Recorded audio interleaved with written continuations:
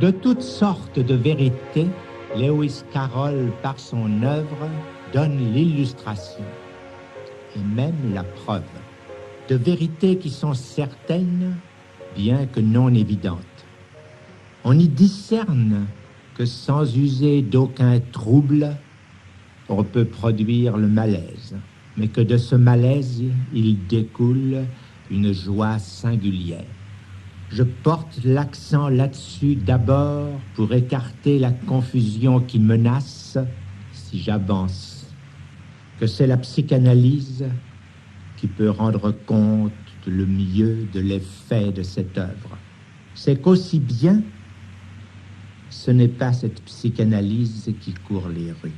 Seule la psychanalyse éclaire la portée d'objet absolu que peut prendre la petite fille. C'est parce qu'elle incarne une entité négative qui porte un nom que je n'ai pas à prononcer ici si je ne veux pas embarquer mes auditeurs dans les confusions ordinaires.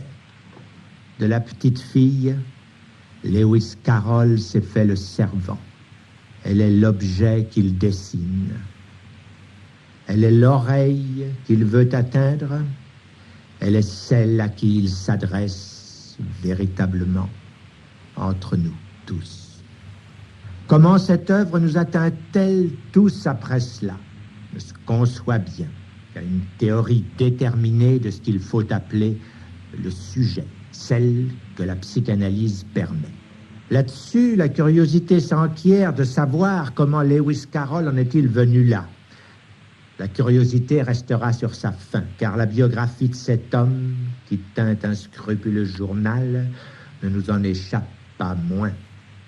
L'histoire, certes, est dominante dans le traitement psychanalytique de la vérité, mais ce n'est pas la seule dimension. La structure la domine. On fait de meilleures critiques littéraires là où on sait cela. Faire de la critique, ici, serait l'action appropriée à l'éminence de l'œuvre dont il faut rappeler qu'elle a conquis le monde. Faites auprès de quoi le pédagogue a bonne mine à chipoter si c'est bien là ce qu'il faut donner à lire à nos enfants. Il faut dire que le comble du ridicule là-dessus est représenté par un psychanalyste, pourtant averti, disons son nom, Schilder, qui dénonce dans cette œuvre l'incitation à l'agressivité et la pente offerte au refus de la réalité. On ne va pas plus loin dans le contresens sur les effets psychologiques de l'œuvre d'art. Donc, il faudrait interroger ce qu'on pourrait appeler d'abord le roman mythique, d'un terme vague qui irait prendre ses racines dans tous les sens et bien loin. Il faudrait vite en revenir avec ce repère précieux que justement le pays des merveilles, l'au-delà du miroir, le couple angoissant de Sylvie et Bruno échappés du pays d'ailleurs, ne sont ni des mythes ni du mythe, et que l'imaginaire est à en distinguer. Le texte ni l'intrigue ne font appel à aucune résonance de signification qu'on appelle profonde. On n'y évoque ni genèse, ni tragédie, ni destin. Alors, comment cette œuvre a-t-elle tant de prise? C'est bien là le secret, et qui touche au réseau le plus pur de notre condition d'être. Le symbolique, l'imaginaire et le réel. Les trois registres par lesquels j'ai introduit un enseignement qui ne prétend pas innover, mais rétablir quelque rigueur dans l'expérience de la psychanalyse, les voilà, jouant à l'état pur dans leur rapport le plus simple. Des images ont fait pur jeu de combinaison, mais quels effets de vertige alors n'en obtient-on pas? Des combinaisons, on dresse le plan de toutes sortes de dimensions virtuelles, mais ce sont celles qui livrent accès à la réalité, en fin de compte la plus assurée, celle de l'impossible, devenu tout à coup familier. On s'étendra à son aise sur le pouvoir du jeu de mots. Là encore, que de précision à donner, et d'abord, qu'on n'aille pas croire qu'il s'agisse d'une prétendue articulation enfantine, voire primitive. Je n'en donnerai pour preuve que d'en trouver le meilleur style dans la bouche du railleur qui bafoue une oie pédante, lui parlant de syllégisme, ce qu'elle gobe, sans s'apercevoir qu'elle ira porter partout de ce mot son identité de pauvre toqué, silly. Méchanceté là-dedans, salubrité, et parente du trait à relever que le jeu de mots dans Carole est toujours sans équivoque. Il en résulte un exercice sans pédantisme qui, en fin de compte, me paraît préparer Alice Liddell pour évoquer toute vivante lectrice par la première à avoir glissé dans ce cœur de la terre qui n'abrite nulle caverne, pour y rencontrer des problèmes aussi précis que celui-ci, qu'on ne franchit jamais qu'une porte à sa taille, et prendre avec le lapin pressé bien la mesure de l'absolue altérité de la préoccupation du passant. Que cette Alice, dis-je, aura quelque exigence de rigueur pour tout dire, qu'elle ne sera pas toute prête à accepter qu'on lui annonce l'arithmétique en lui disant qu'on n'additionne pas des torchons avec des serviettes, des poires et des poireaux, bourde bien faite pour boucher les enfants au plus simple maniement de tous les problèmes dont ensuite on va mettre leur intelligence à la question. Ceci est transition, puisqu'après tout, je n'ai pas le temps, mais seulement de pousser des portes sans même entrer où elles ouvrent, pour en venir à l'auteur lui-même en ce moment d'hommage, qu'on ne lui fait justice, à lui comme à aucun autre, si l'on ne part pas de l'idée que les prétendues discordances de la personnalité n'ont de portée qu'à y reconnaître la nécessité où elles vont. Il y a bien, comme on nous le dit, Lewis Carroll, le rêveur, le poète, l'amoureux, si l'on veut, et Lewis Carroll, le logicien, le professeur de mathématiques.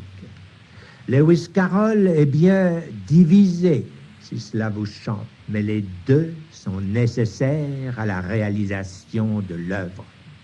Le penchant de Lewis Carroll pour la petite fille impubère, ce n'est pas là son génie. Nous autres psychanalystes n'avons pas besoin de nos clients pour savoir où cela échoue à la fin, dans un jardin public. Son enseignement de professeur n'a rien non plus qui casse les manivelles. En pleine époque de renaissance de la logique et d'inauguration de la forme mathématique depuis la prise, Lewis Carroll, quelque amusant que soient ses exercices, reste à la traîne d'Aristote. Mais c'est bien la conjuration des deux positions d'où jaillit cet objet merveilleux à déchiffrer encore et pour toujours éblouissant son œuvre. On sait le cas qu'en ont fait et en font toujours les surréalistes. Se met l'occasion d'étendre mon exigence de méthode. N'en déplaise à aucun esprit partisan, Lewis Carroll, je le rappelle, était religieux de la foi la plus naïvement, étroitement paroissiale qui soit. Dû ce terme auquel il faut que vous donniez sa couleur la plus crue, vous inspirez de la répulsion. Il y a des lettres où il rompt quasiment avec un ami, un collègue honorable, parce qu'il y a des sujets qu'il n'y a même pas lieu de soulever. Ceux qui peuvent faire lever le doute, fût-ce en donner le semblant sur la vérité radicale de l'existence de Dieu, de son bienfait pour l'homme, de l'enseignement qui en est le plus rationnellement transmis. Je dis que ceci a sa part dans l'unicité de l'équilibre que réalise l'œuvre. Cette sorte de bonheur auquel elle atteint tient à cette gouache. l'adjonction de surcroît à nos deux Lewis Carroll, si vous les entendez ainsi, de ce que nous appellerons du nom dont il est béni à l'oreille d'une histoire encore en cours, un pauvre d'esprit. Je voudrais dire ce qui m'apparaît la corrélation la plus efficace à situer Lewis Carroll, c'est l'épique de l'ère scientifique.